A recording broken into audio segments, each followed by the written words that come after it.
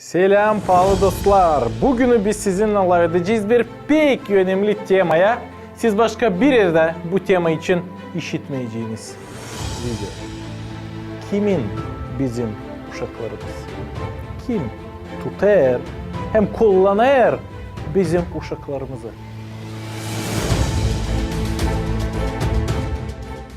Nereden gelir bizim uşaklarımızın fikrine ideyalar, hem işler hem yaşamak stili? Benim var 2 kızım, küçük uşaklar.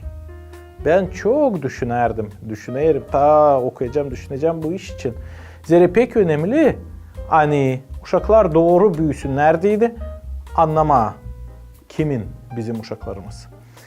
İlk, bana kalsa bizim uşaklarımız devletin. Ta küçük yaştan uşaklar giderler uşak başçasına, kreşe, sonra şkolaya giderler, sonra üniversitede.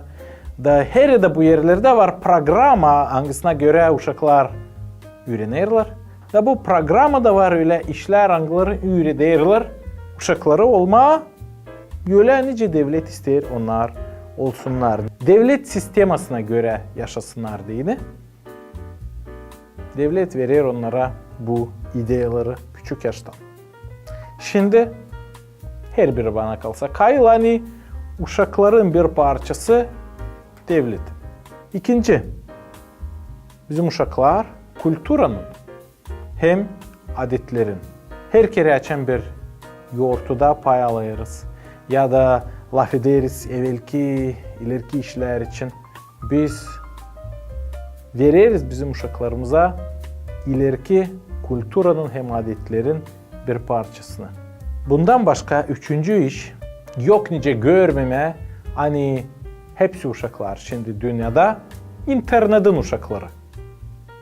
Bir dünya global sistemanın uşakları. Her birinde cebinde var bir küçük kompüter bilgisayar.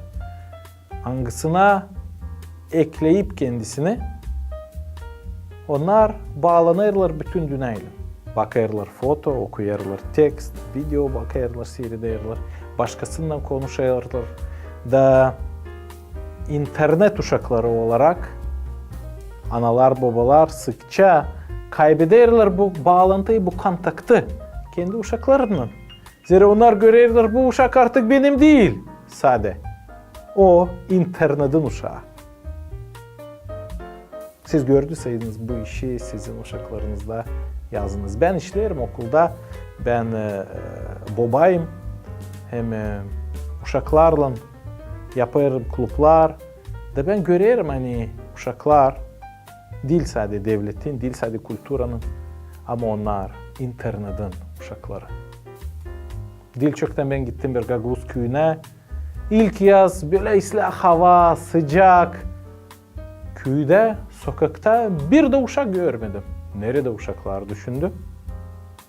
Sonra girdik misafirle bir ev içine de gördüm. Hani o ev içinde var 4 uşak. 8 yaşından 13 yaşına kadar. Hepsi otururlar. Telefonlarla ellerinde. Nerede onlar bulunurlar. İnternet uşakları. Ta bir iş pek önemli biz anlayalım. Hani uşaklar halis lazım olsunlar. Değil. Sadece devletin, sadece kültüranın hem sadece internetin. Ama uşaklar lazım olsunlar kendi ananın hem babanın uşakları. Değil zira onlar onları doğdurdular sadece. Ama zira ana hem baba verirler fikir, verirler bilgi hem öğretirler bu uşağı halis yaşamaya. Şimdi sevgili dostum sen ana baba olarak sen mi öğretirsin kendi uşağını nice yaşama, nice götürmeye kendine? Oysa onu devlet mi sadece öğretir? Oysa onu sadece internet hem telefonu mu öğretir? Bu pek önemli bir iş. Kim öğretir ki senin uşağını? Sevgili dostlar, bu kuvveti vermeyin sadece devlete hem internete hem kültüreye. Analar, babalar, yapın öyle hani sizin uşaklarınız bağlı olsunlar size de, sizi seslesinler, size inansınlar. Zira bu bağlantı koparsın. Büyük problemler olur. Hem stresler, Anaya babaya da uşağa da. Uşak olsun sizin dini, halis sizin olsun dini. Sizin uşağınız lazım vakit onunla geçirmeye, paylaşmaya, yüreğini açmaya ona, sevmeye onu halis, üretmeye onu. Var çok aileler bugünü kim işten hem okuldan eve gelip ana baba otururlar. Kompüterde ya da telefonla.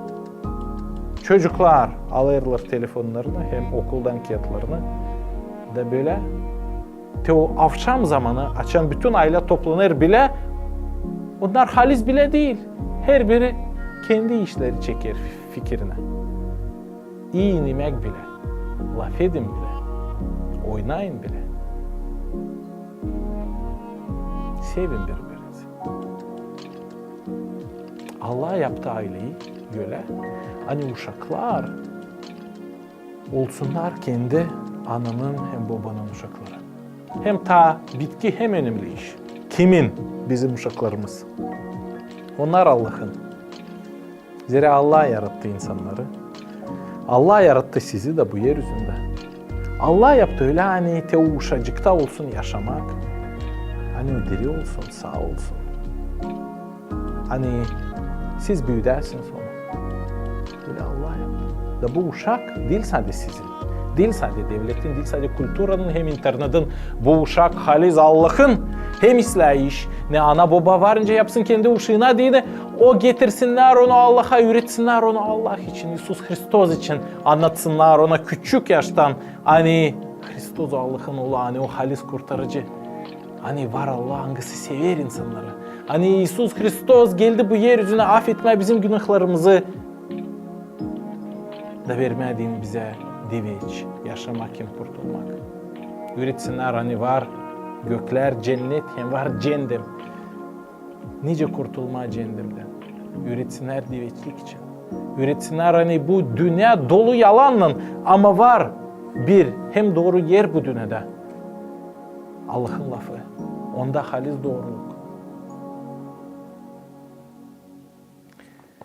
Biblia'da yeni bağlantıda Efeslilerin kağıdında 6. başta 1.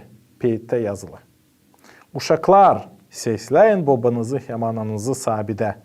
Zira bu doğrudur. Paldıslar siz beğendiyseniz bizim bu videomuzu. Koyun like, yapın repost, yazın komentarı. Ne siz düşünüyorsunuz bu fikirler için? Daha çok insan görsün bu videoları Gagavuz dilinde. Bizim uşaklarımız için. Baldoslar gelen tema olacak 7 iş hangileri öldürürler aileyi. Kalın sağlıcakla.